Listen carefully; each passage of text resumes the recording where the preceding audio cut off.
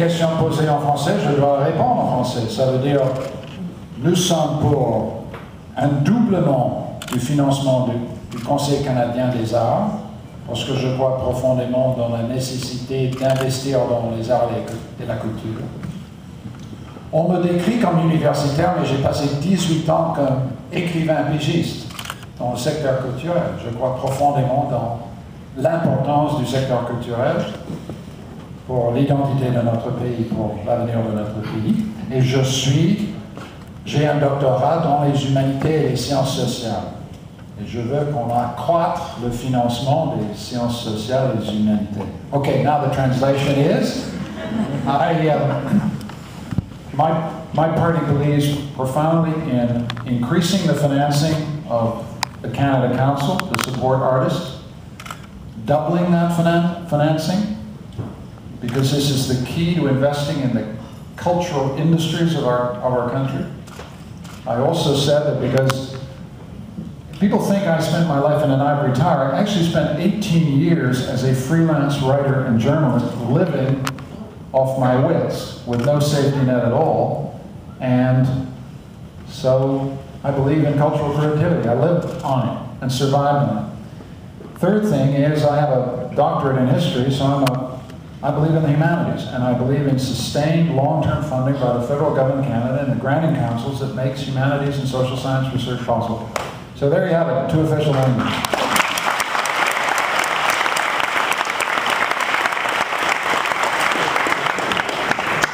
Hi, my name is Erica. I'm the president of our chapter of Engineers Without Borders here at McMaster. So Canada has shifted its foreign aid out of many impoverished African nations, including Malawi, Africa. And I had the opportunity to work in Malawi 2 summers ago with Engineers Without Borders. And I was able to see how much impact the Canadian government has on Malawi. The books that the Canadian government provides to all the schools across Malawi. And now that aid has been taken away from Malawi, and our volunteers over there have really seen those impacts. So my question is, what specific actions are the Liberal Party proposing to undertake, if elected, to ensure that our development aid is benefiting African countries? Thank you for the question, and thank you for the great work that Engineers Without Borders does. Your life is the life that I would like every Canadian to have. That is, I would like it to be part of the lived experience of every Canadian of your generation to spend time in Malawi, spend time in Kenya, spend time in Nigeria, spend time in Vietnam, spend time in Thailand. Get out, get out, get out, come back, go out, come back, go out, come back. That's the vision I have of being a Canadian citizen. And we got to think about that today, and just allow me, because there are people dying in Haiti. There are people pulling themselves out of rubble in Haiti. We have a long, deep historical connection to Haiti, and now is the time when we have to stand with Haiti and help them reconstruct and rebuild. I got my colleague to answer the question directly. My party is strongly committed to re-engaging with Africa. Jean Chrétien is proud of the role he played in the new Partnership for African Development. We think that the Conservative government's movement out of Africa was a strategic mistake. And finally, in the hall tonight is John McKay. John McKay is the MP for Scarborough-Guildwood, and he put forward a private member's bill which passed, which mandates that our foreign aid development is devoted to poverty reduction. And I think that's the right way to go. It focuses, and if you focus on poverty reduction, then you're focusing on Africa. So that's kind of basically how I see it. There, he's waving. Let him wave. There he goes.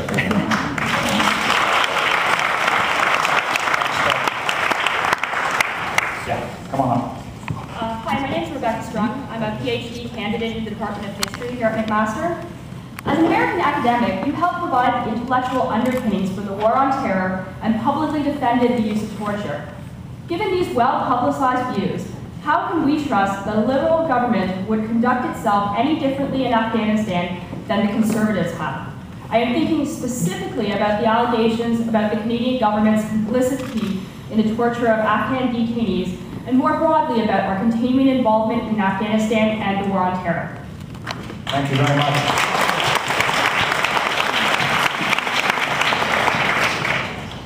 Let me be as clear as I can. If you read The Lesser Evil, if you read my published work on the issue of torture and interrogation. I think it is impossible to believe that I defend torture in any form, whatever. I hope that's very clear. There can be no equivocation about that. No democratic politician in a democratic society can endorse, condone torture in any of its forms. We have stood up in the House of Commons, not just this autumn, but from the very beginning, to hold the government accountable, to respect the Geneva Conventions. And I'm proud of the work that my party's done and other parties have done to hold the government accountable. That's democracy working as it should. And Stephen Harper shut down Parliament precisely because we were asking the questions that were making this government nervous. And they're questions, in my view, about the government. They're not questions about the conduct of Canadian military forces. At no time have we made allegations that they are complicit in torture. What we're saying is the government of Canada has not done the due diligence necessary to make sure that Canada has no part in torture conducted by Afghan authorities. So I hope that's clear. Thanks for the question. Hi, my name is Glenn. I'm also from Engineers Without Borders. Hi, Garrett already provided some context for this question. And my question is, multiple Canadian governments have failed to meet the 0.7% GDP pledge that was made decades ago. What actions are you taking now to ensure that once in power, Canada meets this target? Thank you very much for that question. And I'm not going to reply in a way that you're necessarily going to like. When I was a journalist and in Africa in the 90s, I'll be very blunt with you. I went to a lot of countries where I wouldn't have invested a cent of Canadian money under any circumstances. Mobutu, Zaire, Angola, Zimbabwe under Mugabe. I could go on. There are many African societies. Ghana would be an example.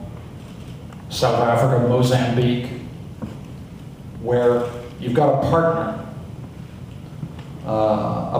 who wants to create primary health care for their people, wants to create public education for their people.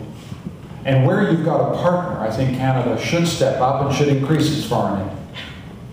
But this is public money. I have to be able to look you in the eye and say that if this money goes to African countries or Asian countries or any country, it won't be thrown away. And this is a challenge we've got to be very frank in Afghanistan. There's some fantastic Afghan NGOs. There's some fantastic Afghan people trying to provide primary and secondary education for women, trying to create village cooperatives, trying to strengthen the capacity of rural economies. But the problem we've got is we've got the Karzai government. And we've got to have a national discussion about whether we've got a partner to continue the work that I think Canada should continue, to provide humanitarian assistance and aid and development once the combat mission comes to an end in 2011. So my view of this is that we've got to be very, very tough. Tough love, tough engagement, tough standards to ensure that when Canadian money is put to use overseas, it's put to use with partners that the people in those countries can trust. That seems to me the crucial demand that we have to meet. And it assumes, as I answered in previous questions, that we need a Canadian aid policy that's devoted to poverty reduction. Well, if it's devoted to poverty reduction, it's not going into Swiss bank accounts, right? Thank you. I'm a second-year student, obviously a mature student, and I'm just wondering what your government plans, how they plan I like the idea that I've got a government. This is fabulous. I think you've missed a step there.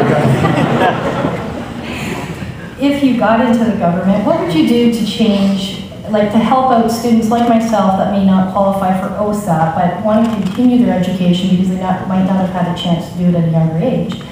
But we don't qualify for OSAP or any government grants right now because we might be married, homeowners, etc. What would your government do to help students like myself return to school?